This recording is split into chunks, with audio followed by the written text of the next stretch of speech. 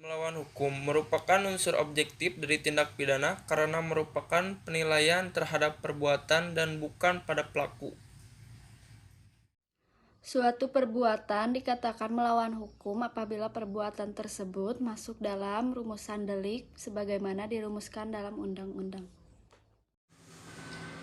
Perbuatan yang memenuhi rumusan dalam UU tersebut tidak selalu bersifat melawan hukum, sebab mungkin ada hal yang dapat menghilangkan sifat melawan hukum perbuatan tersebut. Kemudian ada sifat melawan hukum, yaitu yang pertama adalah sifat melawan hukum formil.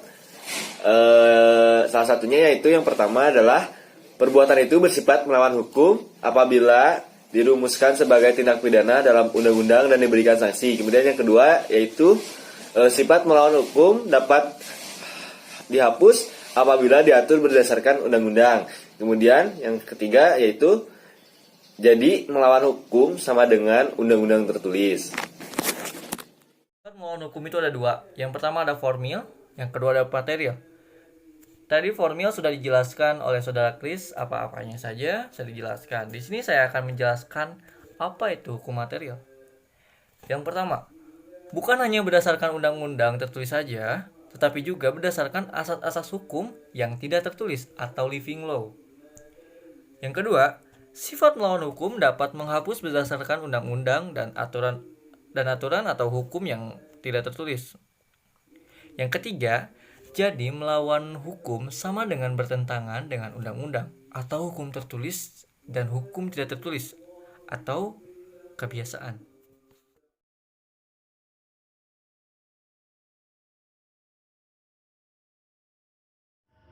Sifat melawan hukum material dibagi menjadi dalam fungsi negatif, mengakui kemungkinan adanya hal-hal yang ada di luar undang-undang untuk menghapuskan sifat melawan hukumnya perbuatan yang memenuhi rumusan undang-undang. Dalam fungsi positif, yakni menganggap suatu perbuatan tetap sebagai tindak pidana, walaupun tidak nyata diancam dengan pidana dalam undang-undang. Jadi, mengakui adanya hukum tidak tertulis sebagai sumber hukum positif. Sifat melawan hukum material yang ketiga yaitu sistem hukum pidana Indonesia yang menganut ajaran melawan hukum material dalam fungsi yang negatif.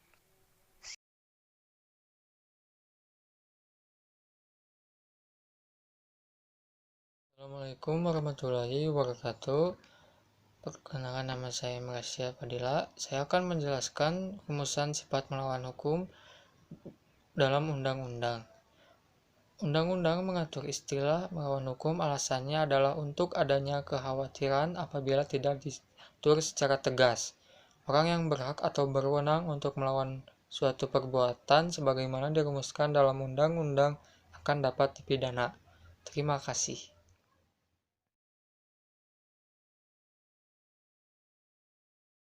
Maka sifat melawan hukum itu harus dibuktikan apabila dicantumkan dalam rumusan tindak pidana secara tegas, maka unsur melawan hukum itu harus dibuktikan.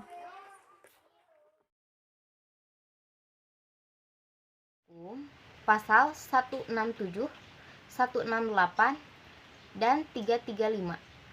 Ayat 1, 552 KUHP. Istilah tanpa mempunyai hak atas itu pasal 303, 548, dan 549 KUHP. Istilah tanpa izin pasal 496, 510 KUHP. Istilah melampaui kewenangan pasal 430 KUHP. Istilah tanpa menghilangkan cara-cara yang ditentukan oleh peraturan umum pasal 429 KUHP.